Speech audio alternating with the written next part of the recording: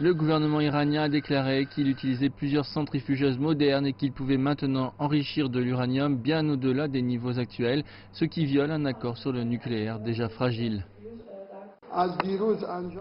Pendant que nos centrifugeuses bénéficient de recherche et développement, elles nous aident à augmenter nos réserves en même temps.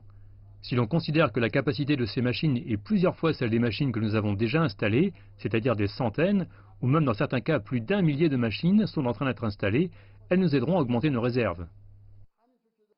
L'Iran dit que le but final n'est pas de fabriquer des armes nucléaires, contrairement à ce que pensent ses ennemis.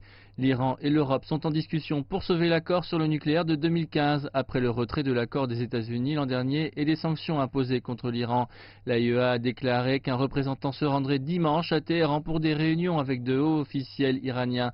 Le gouvernement français a fait savoir qu'il s'engageait à trouver une solution diplomatique à la crise. Nous ne pouvons que confirmer l'objectif qui est le nôtre, c'est de ramener l'Iran au respect de l'accord de Vienne. Et nous continuerons à pousser dans ce sens. Tous les efforts diplomatiques sont orientés vers cela. Le président de la République s'y est, comme vous le savez, personnellement engagé. Donc il faut poursuivre. Une possibilité serait d'étendre la ligne de crédit à l'Iran, ce qui l'aiderait à surmonter les sanctions américaines. Le gouvernement iranien a déclaré samedi qu'il avait saisi un navire accusé de trafic de pétrole dans le détroit d'Ormuz. Le navire transporterait 284 000 litres de diesel. Le pays a indiqué détenir 12 membres d'équipage philippins.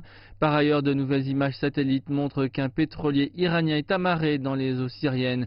Téhéran a garanti au monde que le navire ne se rendrait pas en Syrie après avoir été saisi près de Gibraltar en juillet, car il était soupçonné de violer des sanctions de l'Union européenne.